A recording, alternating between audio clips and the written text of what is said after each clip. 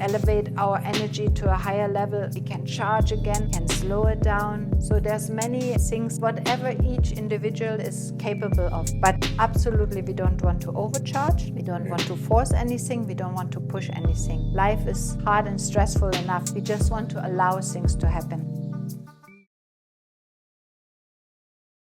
Maya, I've been doing breathwork with you for like 3 or 4 years now. Yeah. And I think last year was probably the most intense time I've been doing breathwork because it was so regular. I was doing it once a week for about 8 months straight, which was quite exciting because I saw so many different parts and sides to breathwork, which I wouldn't normally see, and also saw how you were incorporating core energetics with that as well. So whenever I mention breathwork to people, they're like, dude, we breathe all the time. What do you mean breathwork? How does that mean? I think for me, breathwork is like conscious breathing. I'm going somewhere to breathe and focus on that for 2 hours, right? Or more like an hour, because I know half the session with you is essentially a therapy session, right?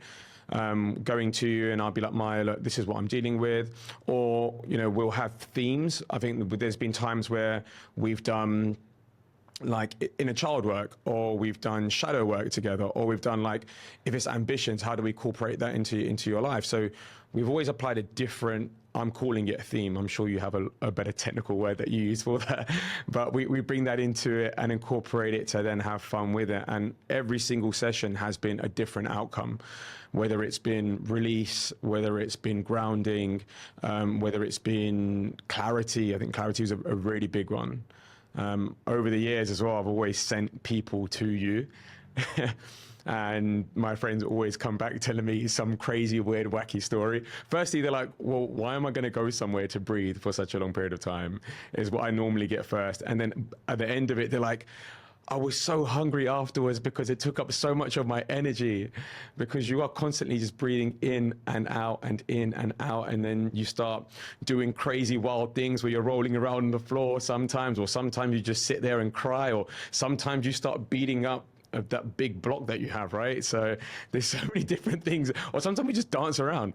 Like, it's so different and it's so crazy. And I know all of those things that I've said are on such complete ends of different spectrums. But I think essentially for me with breathwork is I get a really high sensation from it. At the beginning, it was obviously a lot more intense, where there was a tingling feeling. You have a sense of release and a sense, like, I just felt light and the ability to just move and do whatever I wanted to do. So for me, that at a high level, that's breathwork. I'm sure there's a lot more technicalities around that, but why is conscious breathing, and breathwork so important, and why should people do it? Like you say, we breathe every day. When we're born, we take our first breath, we really enter into this experience as a human being on this planet. When we leave, our last breath, we're leaving. So breath is life. So normally what we do in our daily life, we breathe very shallow. We breathe just enough to go through the day. Breathing is also connected with emotions. If we don't want to feel, we breathe even more shallow, because we don't want to have the full range of emotions around. When, for example, we go through a difficult time. So when something happened, the first thing when we get a little shock is like, and then we freeze, and then we don't breathe. So breath is something really important and also has a lot of function. So what we're doing in this modality of breathwork, we're breathing for 1 hour, 10, 15 minutes, which 15 minutes is a relaxation in the end. So we're breathing through the mouth, through an open mouth. We inhale active, we exhale passive. And when we breathe through the mouth, we're activating the sympathetic nervous system. On the sympathetic nervous system, this is the part where we stored our unresolved trauma responses. So when an event happens in our life, something traumatic, something big, we have 3 options. It's fight, flight, or freeze. If there was a fight or flight, the energy that was created was released. if we had to freeze for whatever reason, maybe we was too young to defend ourselves, or it's something that our survival instinct just decides in a second. It's not a conscious decision. The survival instinct will say, this is what you have to do. So if it's freeze, and this is the best chance of survival, all the energy that was there that would have been activated for flight or fight, all the adrenaline, all the chemicals, all the memories, everything gets stuck.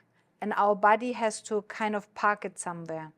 So when we breathe with an open mouth, we going into this sympathetic nervous system, and we allowing our body to kind of clean up some stuff.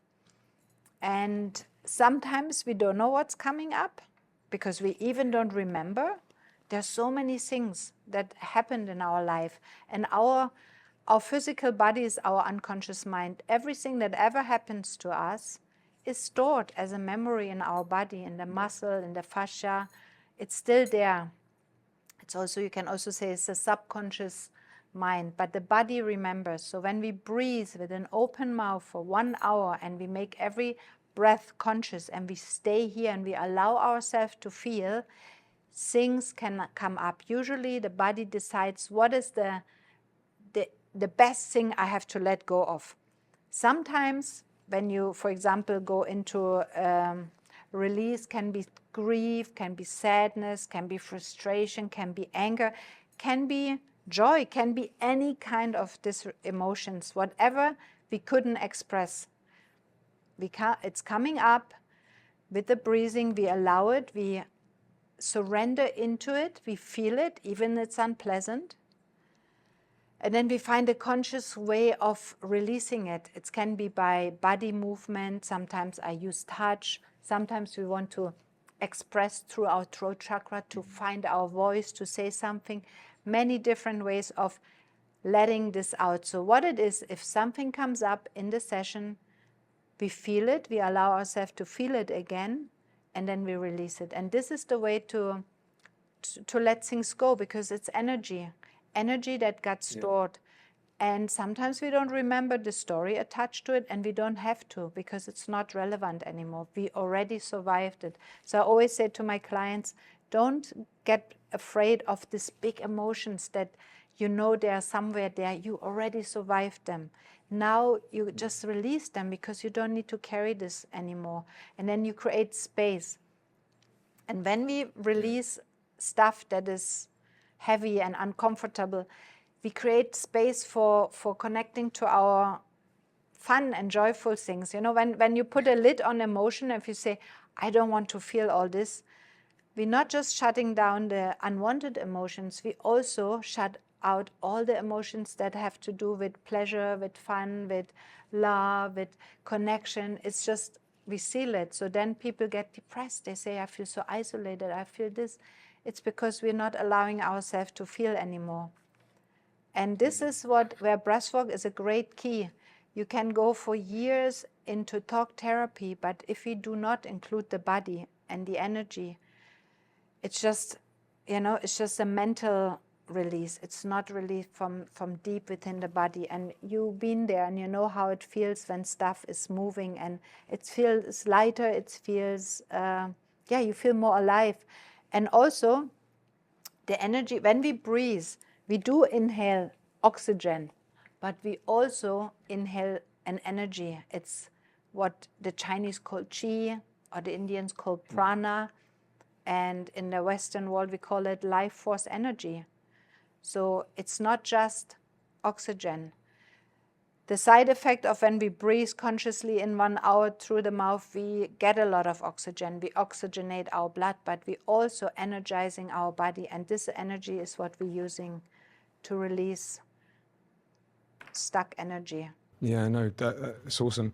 The conscious breathing, as you said, getting the energy into the body, how does that trigger past emotions to then come up? Or how does that trigger trauma to then come up? What's the connection there? Because when we created trauma, it's created when we are in sympathetic nervous system. So that's why we breathe through the mouth. We're activating, again, connecting to sympathetic nervous system, and then allowing whatever got stuck there, we open that box, let's say, and that's what's coming up again, because suddenly the body is not repressing, gets a lot of energy, and spontaneously releasing. Because our life, we want to live always in a balanced state, but we don't remember anymore how to do this. So when we feed our body with breath, the body say, great, I have this extra energy, I can clean some things up. This is just what's happening. I don't know the mechanics about it, but this is how it works, because we enter, we open the door to our sympathetic nervous system, and stuff that got stuck can be removed. Yeah, and that makes sense, because you're so focused on your breathing, you have energy, you're in a zone, right? Whereas, day-to-day lives, we're on our phones, we're, commuting, we're doing something's always happening, but you're just sat in one place. And even with meditation, right? With meditation, you get in and out of it. You're in and out of it constantly. But because this is active, you tend to just be fixated in that state, which allows you to just go deeper within that. Also, in the first 10 minutes, 15 minutes, maybe you have to be disciplined and breathe and not let the mind jump in, just see, okay, connect again to breathing. You have to be really disciplined. And after 10, 15 minutes, it's like the breath start to breathe through you. It's not so much focus anymore. In the beginning, you really have to overcome that mind that tries to, brings you in all kind of directions. So always connect the mind to the breath again and again and again until the mind surrenders. And then you can go really into this felt sense and be connected to the body, be consciously and watch, become the witness, become the observer, pull back and say, wow, this is what's coming up, this is what's coming up. Not engaging in the story, just feeling everything that you want to feel and that you can feel without being afraid that it's overwhelming. And that's why I'm there as a therapist. I keep you in a safe space, so you do not have to be afraid that it's going to be too much, Yeah. No, definitely. And this is quite funny, because you're right. You have to stay focused in that first part, because there's been times where I'm like, Maya, I just want to sit down, because you're like, we're standing and breathing. Or there's times where I'm falling asleep and you're like, stay with me. Or I'm getting hungry and I'm thinking about food. And you're just constantly just trying to keep me alert and in the zone there, which is great. But I do remember, like, the first time that I went to go and see you, I had no intentions, right? I know you always set up, whenever we start our sessions, you set it up in a space where it is open. It's very calm and grounding, being in your practice, just generally speaking. But give us more about the process, how you kick things off and how you do things, because people could go there with no intentions and then so much comes up, which is what happened with me. So how does a process kind of start and how does it work?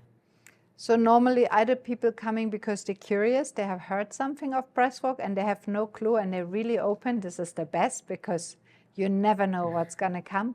But some people say, look, I have an issue, I need help, I need this, that, and they already know what they want. So this is the two different kind of clients. So what I do, first we have a short check-in, so I know what's going on for them, where they're at, what's their capacity, what's their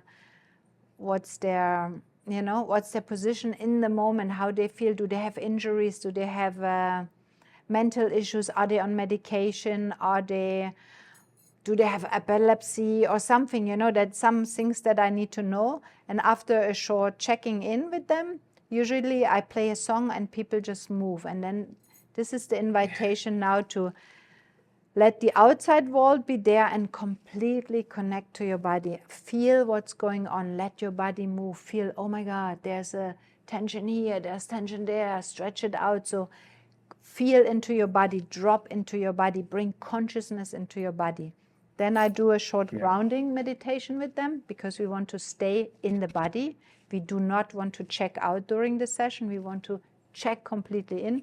So grounding to earth is very important. It's an energetic process where we bring the energy down and we anchor ourselves into earth, and we also allow the earth to support us, because earth has a very nurturing, loving, providing energy.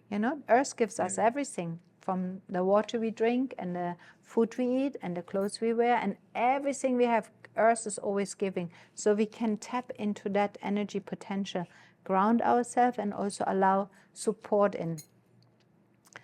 I usually do in the same meditation, I connect to some higher energies, whatever it is for each individual. Some people call it God, universal energy, source energy, quantum field.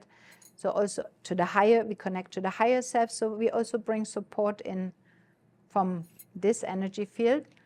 And then I will guide you through a felt sense exercise where you actually check inside your body. What part of your body feels supportive? So then we explore there, and then during the session, whenever you feel too overwhelmed, when big things are coming up, you slow the breathing down and you connect to this part in your body that you was choosing to be your internal resource for the session. So you just slow it down, you connect, you feel the energy that you felt there before to calm your system down, because we don't want to overcharge. We don't want to have this big cathartic explosion and then we get re-traumatized because our nervous system is not capable to handle so big emotions. So what we're doing in the session, we're actually building up the charge. So we're breathing, we're building it up, we're hanging out there, we see how does it feel, there's something coming up. We allow everything to up and coming up. We charge again, we elevate our energy to a higher level, we can charge again, we can slow it down. So there's many things, whatever each individual is capable of. But absolutely we don't want to overcharge, we don't want to force anything, we don't want to push anything. Life is hard and stressful enough. We just want to allow things to happen. No, completely. And it's quite funny you mentioned the dancing part, because again, that's how every session starts, and you have music from all over the world. And there's always different dance moves that we're pulling out for those, which is good fun. And the grounding part also, obviously that's something that I'm working on a lot. And there's so many different techniques that you have there, like with our heels up against the wall, or walking around on our tiptoes, or even using the roller and doing some movements with that as well, just to get that grounding in. Why is that so important to be grounded in the session? What's the benefits of that? I use, like I say, I studied many things and I kind of incorporate everything. For example, the roller, it's called a bioenergetic roller that we use in core energetics a lot. This is to open the body, you know how we roll on it, like you're rolling out a pizza dough or something. We want to open the body, we want to stretch the body to create space, to break through this unconscious holding patterns. Also when we go on tippy toes, when do normally we walk on tippy toes? We don't. So we stretch some part of muscles that we don't normally use. So what is this idea? Is to stretch the body, to create space, to break through the unconscious holding pattern. So we prepare the body when the energy wants to come up, it actually can flow. So there's no restriction, because our survival instinct is very strong. It's not so easy that things coming up. And also this, when you feel like, oh, I'm dozing off, I'm checking out, this is the survival instinct saying, you know what, we don't want to deal with this. He's okay. So you start to feel really sleepy, and and then you don't want to come back, connect to your body. It's all part of the process. Some people have it more, some people have it less. People that tend to disappear when there's a problem, they're checking out much faster. People that are normally more grounded, it's easier. So I adjust to every individual whatever they need in the moment, because even every individual in different days, in different sessions, they show up differently. So it's always a fine-tuning around each client. What do they need in the moment? And then, of course, we also communicate, I say I suggest things, but you need to trust yourself and also communicate with me. If this is not working for you, or you have a different idea, we can try different things. Yeah, no, so true. As I was saying, I've sent so many of my friends to you, and they all come out with different experiences or have different views on how it went. And I think that completely explains it. And like I said, people can go there for different reasons. I think for me, a lot of it was work, relationships at the time, and The inner child work then just came through that naturally, and also the shadow work. At the beginning of every session, you always ask us to set intentions to what we want to focus on, and then you carry that theme on throughout the 2-hour session, or sometimes it even goes on to 3 hours, because you can really get into the zone with it. How do you use certain trigger points? How do you, let's say for example, I want to focus on work and I want to get clarity on something that I want to do. How do you kind of carry that theme through? What are your kind of trigger points there? Because during the session you do, like when we're in the zone, you do fire questions out, or you're like, what do you feel? How do you feel? And that just gives me so much more clarity on the decisions that I need to make within work.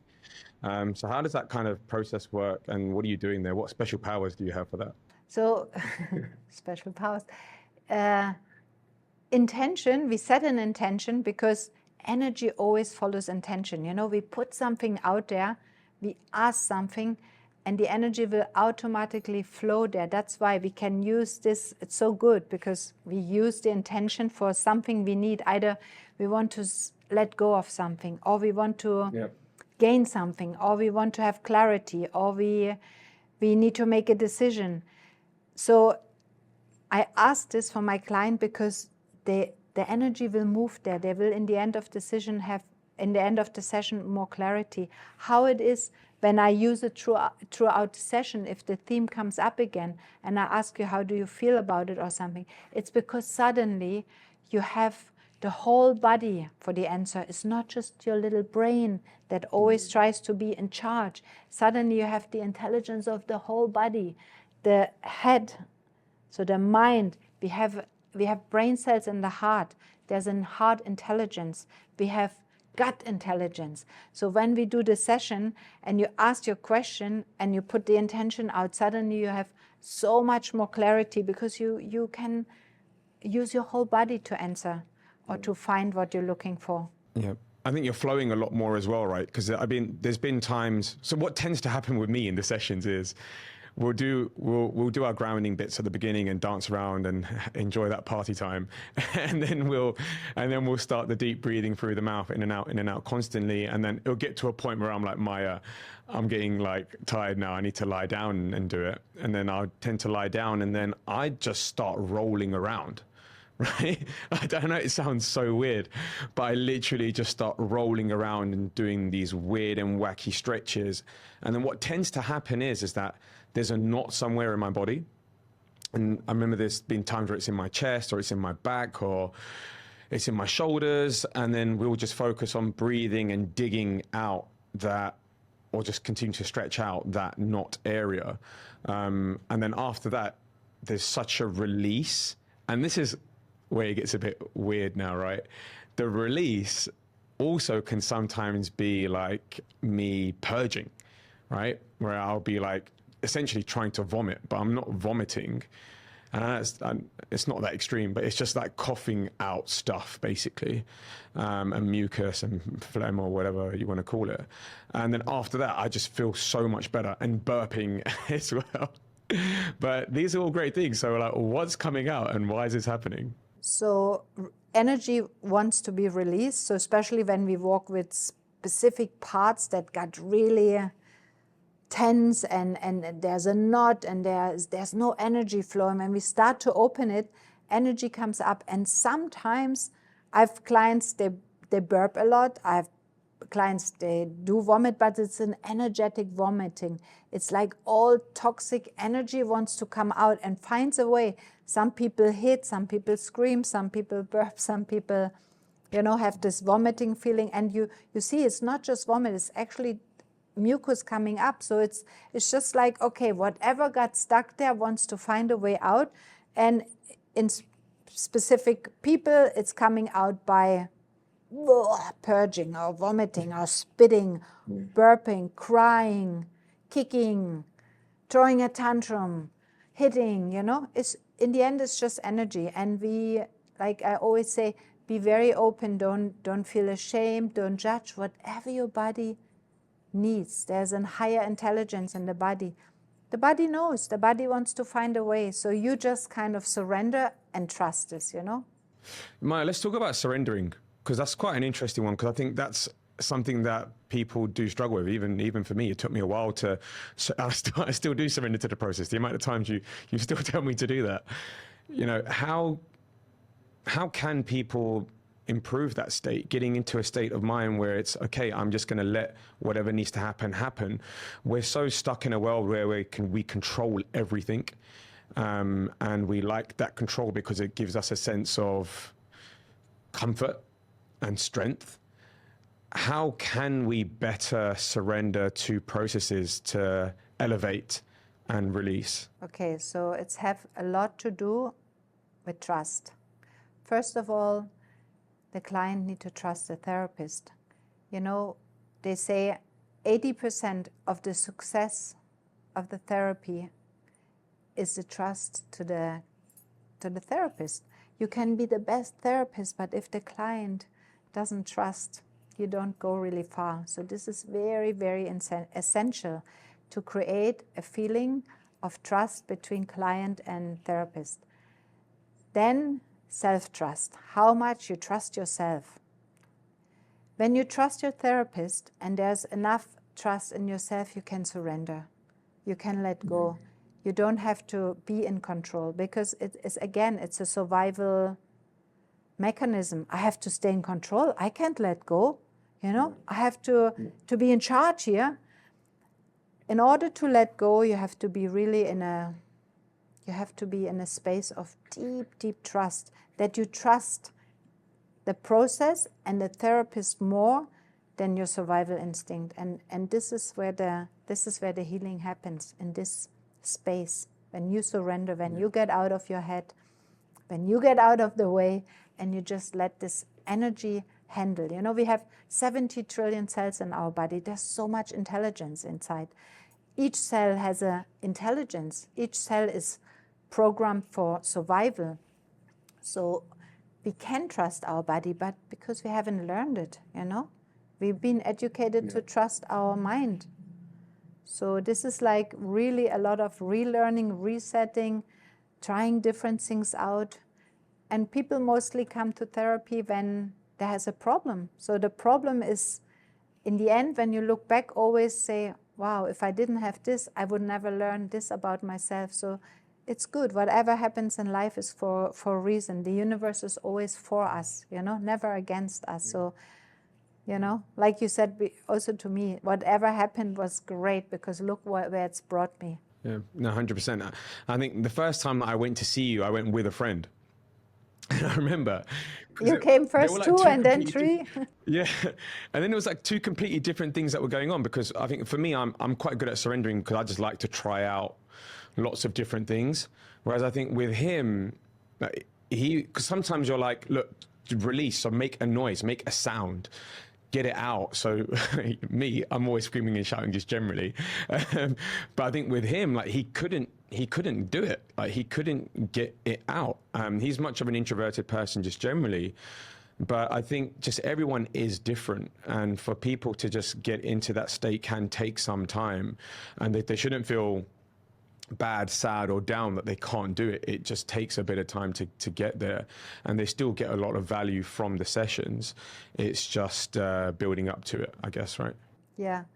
That's also to do with trust. And there's so many different ways. If somebody cannot release it on the first session, no problem. You need, you know, it's good to listen to your own body, you know, because like I say, there's no need to force anything. Things will happen in time, you know. It's better to come 2-3 times and do it slowly than to go one time and have this big explosion and after be kind of confused, because you still after the session have to go out in the world and you have to function again. Yeah. You know, you cannot, whatever this survival mechanism was creating something that was functioning. Otherwise, we wouldn't be here. So we don't want to break it down completely. We just want to adjust things. We want to tweak things. We want to create more flow, more understanding, more trust. We don't want to break it all down in one session. This is not the point. This is also not good. So we have to go slowly, gradually build up the trust, build up the resilience of the nervous system, and build up that the client can say, oh yeah, I felt so much better and things shifted, and the way I saw the same situation was from a different angle, and it helped me. So when the client feel the shift, when they feel it in their body and they understand that, this is when more trust is built, more trust. They trust themselves, they trust the process, they trust me, and this is beautiful. It's funny you mentioned that, actually, because I don't think Rob will mind me saying this, he's been on the pod as well, and I know he went to go see you last weekend. So I was like, give me a call after you've seen Maya. Let me know how it goes. And I spoke to him afterwards. I was like, how was it? He goes, yeah, it was good. It was good. Good session with her. I'm super hungry though. I need to eat something. I was like, okay. And I spoke to him a couple of days after that. And he goes, I felt such a good shift because I had so much clarity and such good release. Even Lewis has also been on the pod on here as well. And even Lewis was like, I have no idea what happened during that session, but I felt so good and got so much clarity on so many things that are going on in my life. Because the session finished, the people go, but the energy is still shifting. It can be that 3 days later, a week later, suddenly you get this, wow, and you wasn't looking for it. It's just because you cleaned up some things can settle, and there's more energy available to live your life, more clarity. Yeah, it's not mean after you move out of the room and the session is finished, that actually the session is finished. It moves on, it shifts on, energy still vibrates on. So that's the good thing. Yeah, no, 100%. Because I always I feel very pure after the sessions. Like, I feel so much has been released. I have been cleansed so much that I don't even want to drink a beer because I'm like, I just feel so good right now. And you feel like high. I genuinely feel like I'm, from taking any sort of drugs that are out there, like, you do feel a sense of high and a release, and it's natural and it's consistent as well, and it's beautiful. But I want to ask you, and I've never actually asked you this ever, actually, surprisingly. When we do our sessions, how do you determine, like, you always figure things out, right? We'll be breathing, or we'll be doing stretching or whatever, and you'll be like, you had an issue when you were a child and it was this, tell me more about it. Or, this member in your family, may have an influence of you in this way, or you've been through this work situation. How do you figure that out to know what to go into? Because once you figured that out and we talk about it, that's when the release happens. So how do you kickstart that process, and how do you see these things without me even telling you about them? So that's the same when we start grounding and connecting. And sometimes it's even before I see the person, like maybe an hour before, I picture the person and it's come up and I get information, and this is just coming to me. And then I know, okay, today we're going to work on this theme. And then when I meet you in the room, I check, is this still true? And when it's true, I just proceed with the information I got already. And then, of course, I get information from you. So when I do my grounding together with you, I also connect. I connect to Earth, I connect to this higher intelligence, and I just ask to receive the information that I need. So it's not coming out totally only of my head. I have experience, I have information, I studied a lot of things, but there's also something that I have no control over. But me personally, I believe, because I'm there to be of service for this person.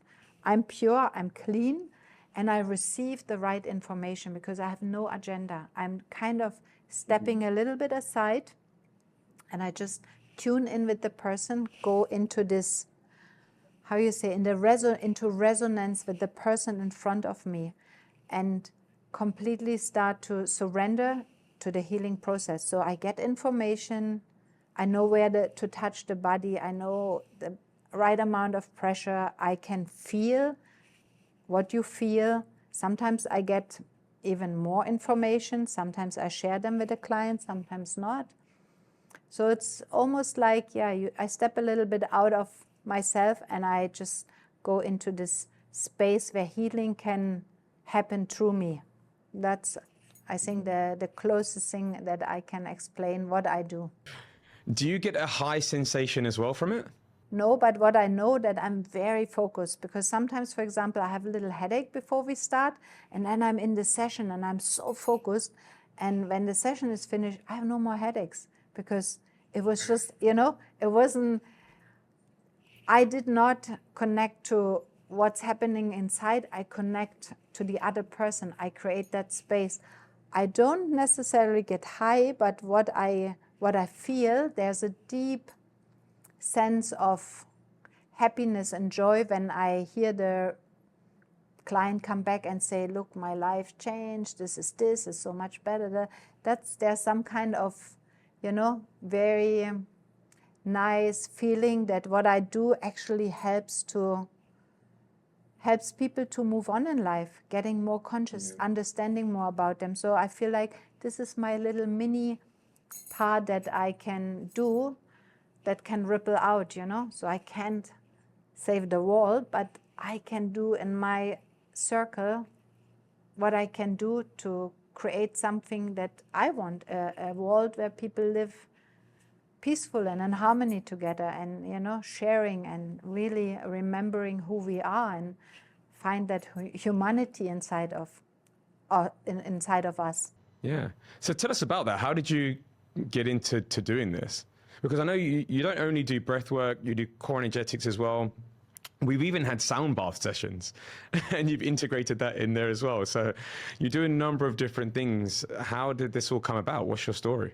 The story is that I was always seeking, I was always looking for something. And even as a little child, I really wanted to know how everything works, why I'm here, what's my mission, what's my role, what's my, my life path, And yeah, things just unfolded. I was always studying something. I was always interested in healing modalities. And I was 25 years in the fashion industry. I was lucky to be very successful in fashion. And then this was to, pay the bills, kids going to school, creating a life. And so that was good. And that gave me the freedom to study more and to buy the crystal balls, for example, that I'm using in the sound healing. And one thing led to the other. I was, something popped up, this, that, and I studied and I studied and I studied. And I actually studied it for myself because I wanted to know what's my mission on this planet. Why am I here? For sure, not just to produce some clothes. But in the end, it's, I have a spiritual teacher that he told me like 20 years ago, one day you will be a teacher. And I was laughing at him. I said, me? I have nothing to teach to nobody. I don't know anything. I don't understand life. I'm a seeker. I'm not a teacher. And he said, not now, but later in life. And I really was thinking that's silly. And somehow there was a time when I said, you know what? The world doesn't need more clothes. It's actually not where I want to put my energy. And also everything came nicely to an end. Company was sold. And then I was like early retirement. And then clients just started to pop up, knocking on my door and say, can we have a session? Can we do this? And I was like, really? What I can offer? But then as more as I did work with clients, as more confident I got, and I start to really enjoy the sound healing I'm already doing since 23 years. I built a special dome. You remember you was in it? Yes. So that was kind of my starting to share something that I know I have to share. And now it's moved into core energetics, therapies, like breathwork, and group sessions, individual sessions, sometimes couple sessions. So things are still moving and expanding, and I'm still learning more. I'm going to, in the end of March, I'm going to India to study another modality. It's called somatic experiencing from Peter Levine. So this is something that fits nice into this. And then I'm going to study another thing, family constellation. I incorporated sometimes. I did courses, but not a full training. This is also a modality I really love. And I love group work, and I love one-on-ones.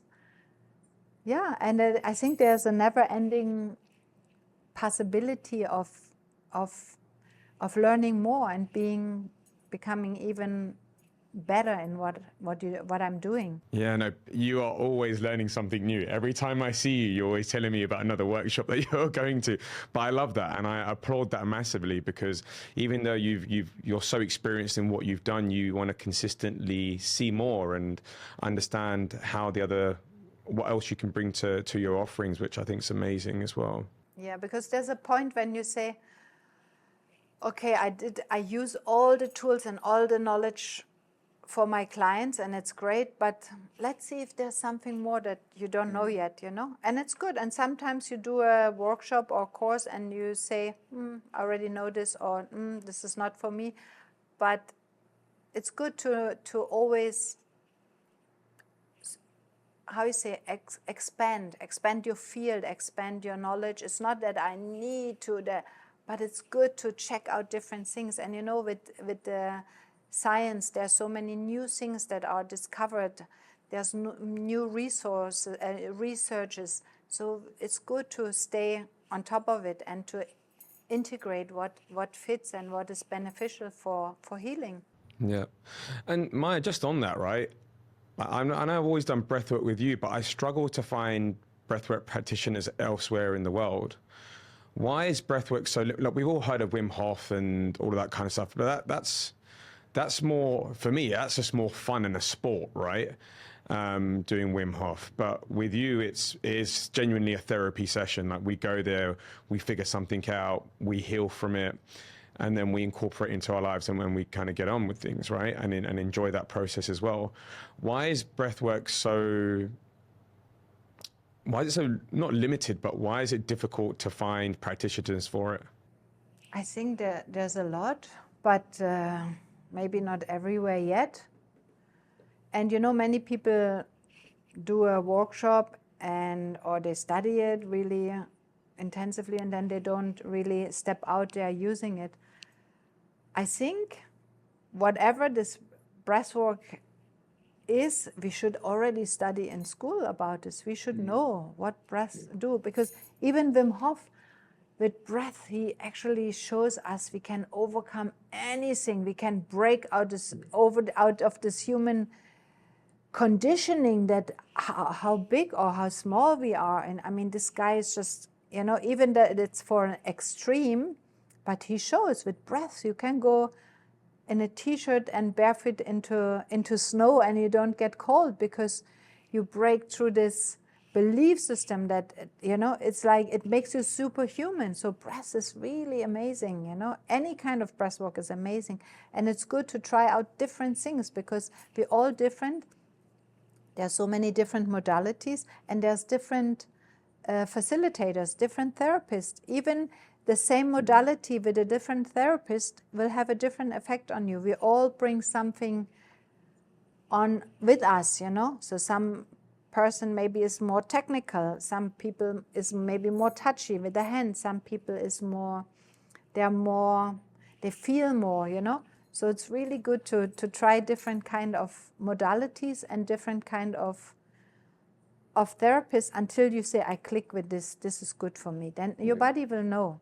So there are so many things out there. And really, if I was a minister of education, I would incorporate this in teaching in the school, because it's an important information to know that how powerful is our breath, Yeah.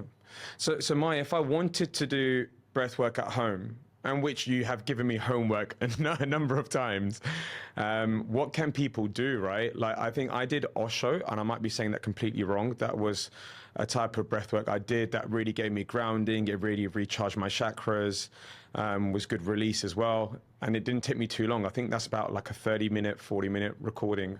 What do you recommend to people? What I usually do, I say, look, you go on YouTube or you Google breathwork, and then try one day this, try another day something else. And like I say, you will feel what modality is good for you. It's also, do you have 10 minutes in the morning that you want to do it? Do you have half an hour? You have 1 hour? How much you have? And I believe we will always find something that it suits us, So if you don't know, just try different things. And like I say, there's endless amount of information out there, and there's recorded, guided breathwork sessions. And you don't need to go so deep if you feel like you can handle, maximum in breathwork sessions when you do it by yourself, maybe in the end you just fall asleep, because it's hard to stay conscious sometimes when you feel all this energy. Nothing can be done.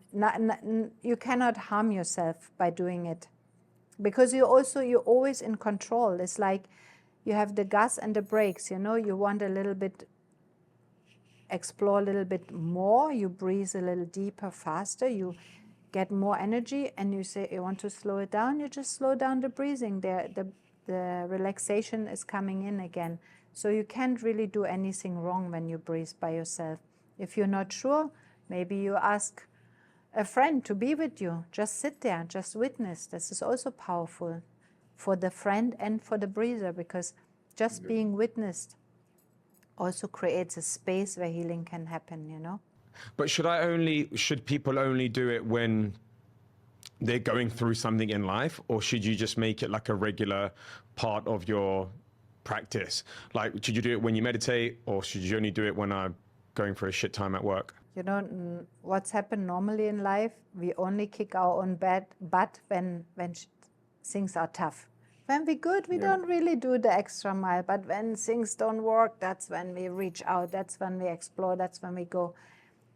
Usually it's like this. But if you find breathwork really beneficial, you can incorporate it into your daily life. Like I say, even 15 minutes of conscious breathing in the morning will bring you in a different space. You will feel more energized. You will feel more clarity. So whatever people looking for, you can say once a week I will do a full hour breathwork session from the internet, or I do every day my 10-15 minutes, or I do it after work because I need to calm down. I want to clear my head. I want to, the job is finished. Now I want to start my private life, and I don't want to have all the things going on. So really, each individual need to decide for themselves what is good, but absolutely explore breathwork. It's such a valuable tool, and it costs nothing, because breath is always with us. We don't need to buy expensive equipment, machines, install. It's just you and your own breath. And Maya, like for me personally, right? Because I've been doing breathwork for so long, I like to chase the high. That high feeling that you get during the session and after the session is so good, and so powerful as well. Is that a good thing that I'm chasing that? Because it's a natural high, is not induced by drugs or anything, is actually good. But as you breathe in your daily life, if you become aware that you don't breathe really deep and you breathe, you will elevate to a more awake, more elevated state, and you don't need to chase the high. You're going to be constantly in this higher, more alive energy. So I think after a while you don't need to chase. You know that even with 20 conscious breaths that you can do anywhere, in any office, even you wait for the train or for the bus or whatever, you can practice this. You will feel like more energized. So it's usually, some people say, I just want to get high, and that's why they do breathwork. But the side effect is that you do release stress, trauma, unconscious stuff that got stuck. Chasing it, I don't know. I don't want to judge. If this is what helps you, it's good. It's chasing a high in breathwork is much better than chasing any other high from coffee or alcohol or drugs, Yeah, no, for sure. And I remember just with what you said about the effort of breathing, I know you always tell me off for putting too much emphasis on my out breath, because you're saying your out breath just comes naturally. You shouldn't have to push it out, but push in, put more effort into your inward breath instead. So why is that? And is that something people should follow? In the modality that I facilitate, we breathing in, and the inhale is the active part, because we want to receive, we want to take in, we want to create space. And then whatever needs to go out, the body will know. We just surrender. This is where we surrender. So active conscious inhale, relaxed, surrendered exhale. We do not need to push anything out. We don't want to do the, we just want to fully receive and then let it go. So we slowly charge ourselves. We don't put our body into this stress, because it's enough by consciously deep breathing. We receive enough energy, and surrendering is something anyway difficult for all of us. So each exhale to go into a space of surrendering will help us to also surrender when the emotions coming up, to surrender to what is, So it's good to practice surrendering. Yeah. How often do you practice breathwork? I would say once a week. And many times when I'm with the class or with a one-on-one person, I do breathe. I'm breathing with them. Like I say, I said to you, I tune into the person's energy. I'm connecting. So I'm also breathing. I'm breathing. And then really conscious breathing for myself, I do at least once a week to tune in, to see if there's something. And I do so many other things. I do, I work on myself, because as a therapist, as a person who wants to assist others, we also get triggered. We also have stuff coming up. So we always have to do our own work. You cannot share and offer things when you not have done it's not authentic, You need to come from an authentic space also to understand how the other person feel, because you say, I was there, I know how it feels. So to develop this compassion, this understanding, this connection to what's going on for the client. So I constantly have to do my own work. And I love to do it because, I see it also brings me to a different space. I think I have never been happier than I am now in my life, I understand who I am. I know what I want. I know how to, get where I need to get. And I know I have learned to ask for help. And there's so many help out there, but sometimes we haven't learned to reach out and to ask for help. So now I learned all this in my years and years of my own therapy and studying different things. And it really works, We have to learn how to ask for help and then move on. There's a way out, Life is beautiful and life is actually simple. And when we need help and when we're stuck, we just have to be humble enough to ask for help. And help will come. Help is there's so many amazing people out there that can help, that have knowledge, techniques, for example, breathwork. So I think this is a good message. If you struggle in life, ask. If you feel like I don't want to ask, check in why you don't want to ask. Maybe you are afraid of being rejected. But there's always this 50-50 chance. If you don't ask, you have 100% no. But if you ask, you have at least 50% chance to get somewhere else, So always choose that 50%. Always move on. Don't ever get stuck. Life is beautiful and it's here to be lived fully, We all got this. I always say it's like if we got this free ticket. This is your life. You got a body. You got this experience. Live it fully, And nobody's going to come and serve anything on a golden platter. We need to go out and get it. We need to create it for ourselves. And you did this, You came, you worked hard. I really admired your, determination to say, I'm going to go through this. I'm going to get better. I'm going to focus, And it's an act of self-love. When you go to a therapy and you do the work for yourself, it's actually an act of self-love.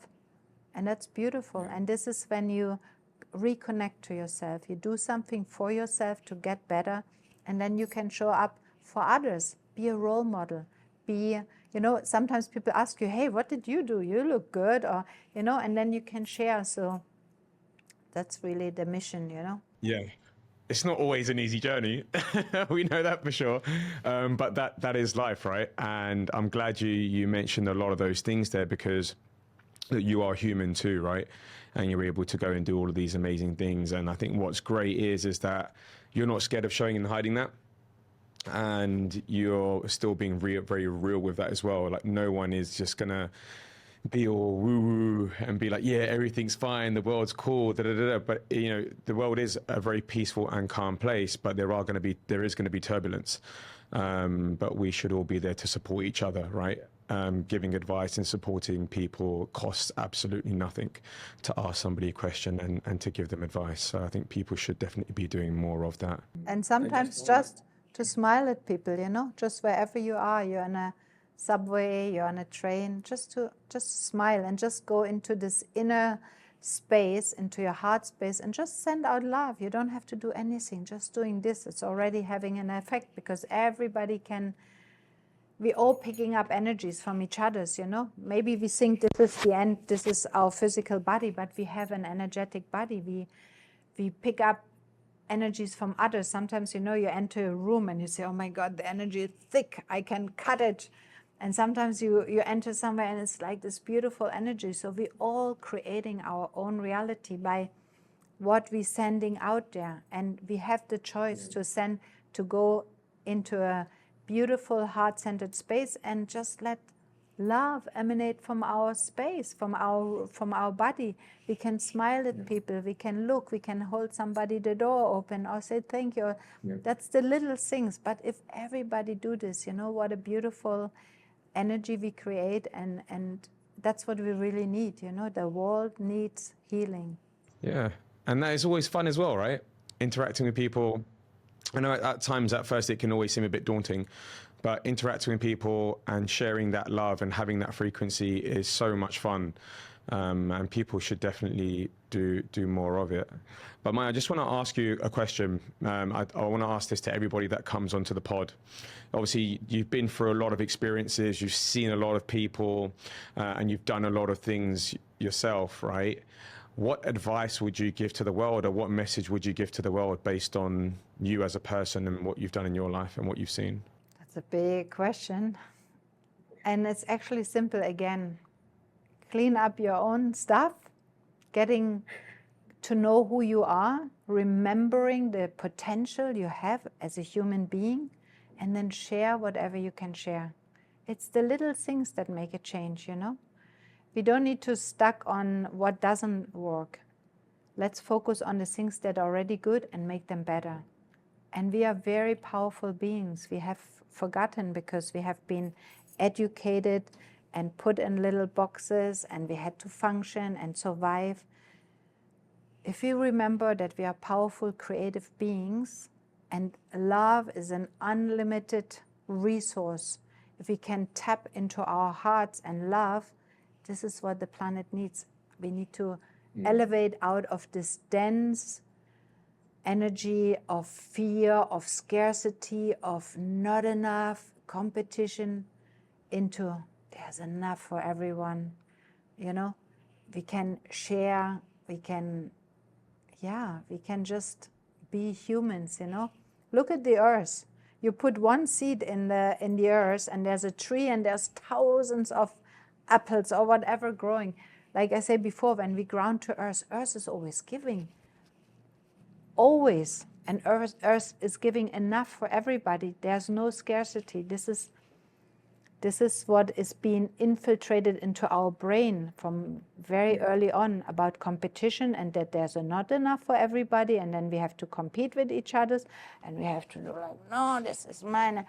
That's all a wrong concept. So that's important that we remember who we really are and live a life that is focused on sharing and focus on giving and focus on being of service to each other, you know, not being only of service to ourselves. Of course, we need enough for ourselves first in order to share, you know. This is when they say, put in the airplane, put the oxygen mask on first to yourself before you help any others. We do have to focus on us.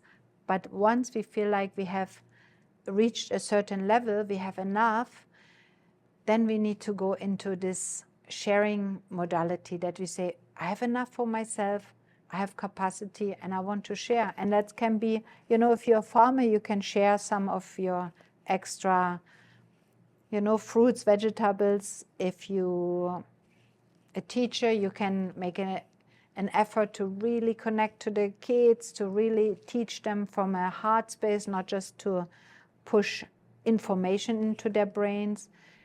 I don't know, if you're if you cook, you can put the love inside. If you're in everywhere in our life, we can find ways of how to make a shift, make a change, make the change we all want to see in the world. We have to create this change ourselves. There's nobody gonna come and rescue us, or we have to do it, and we have the capacity. It's inbuilt. We just have to remember, reach in there, find our power, take it out and exercise and get empowered. Get we don't have to be powerful or forceful. We have to be empowered and just really trust ourselves, our abilities, trust that we find the right way. And we always know, every day we get a lot of information. Are we acting on them? Information from our own space, from our own heart. We acting on them or not? And this is start to be a conscious being, be conscious of your life, what you're doing, what you put out there, where are your mind is going.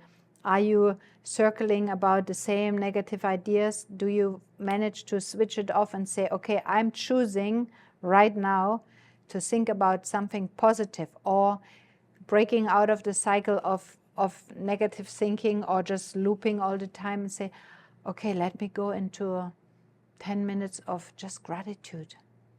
So this is when we make choices, when we become conscious, and we all can do this. We all can do this. Nobody is a victim. And I also believe whatever burden we think we carry, or other people have it easier, everybody have exactly what they can handle, I believe. Nobody is burdened. And every problem in life becomes an opportunity to expand, to, when I started my journey, my theme was always, I want to expand my capacity to love, because I felt this was something that I had to learn, because I had to shut down myself. I had to survive. I had to be strong. There was, not enough space for me to really show myself into the world. And this theme to expand and to expand the capacity to love, this is really something that brought me here. And this includes loving myself. And I can only share when I already have it, So I have to first give to myself, and then I have the capacity to channel it out, to let somebody else receive it from me. But if I'm running myself empty, there's nothing I have to give. So we all have to start with us. But doesn't mean we are selfish. It's the art of sacred selfishness, when we have mastered the art of sacred selfishness, and there's more than that we actually need, that's when we can share. And sometimes, like I say, it's just an energetic sharing, just being there and surrounding yourself with a good energy and letting it ripple out. It will touch people. Be kind, be helpful, be authentic. And when we are authentic, also people start to say, oh, good, I can take this social mask out. I can actually be real here, And then we connect on a different level. It's not just a connection from the head. It's actually, there's a heart connection, There's an exchange. And that's who we want to become in a way, But sometimes it's scary, so we have to do our work. No, definitely do. Maya, thank you so much for sharing all of that. And thank you for being you and for what you're bringing to the world. It's beautiful, and I've seen it and I've experienced it, and I can definitely say that it's helped me a lot through my journeys as well. So thank you so much for that. And thank you for being that courageous young man that, you don't settle for less. You want it all. And also, look, sharing this, creating this podcast, this is amazing. That's beautiful. This is, you received so much, and now you feel like, I have to share this with others. So you're walking the talk. No, thanks, Mike. Yeah, last year was a wild one. a lot of experiences there, but you managed it very well, and the sessions and connecting me with the right people. So I've got a really good support group there, which I think everybody should always have, because you never know what life's going to throw at you. And you know, the sessions are a co-creation. I can't do anything without my clients' willingness to participate. And they need to let me in. They need to trust me enough so we can work together. So you did your job, I did my job, and wonderful. And here we are in a podcast, you see? And here we are with a podcast, and we still got work to do. It never stops. It never stops. But it's getting lighter and it's getting easier. Yeah, you know? 100%. That's the good thing. 100%. Thank you so much. Honestly, I really appreciate you taking your time to do this. Thank you. And have a beautiful day. And thank you for inviting me to your podcast. Cheers.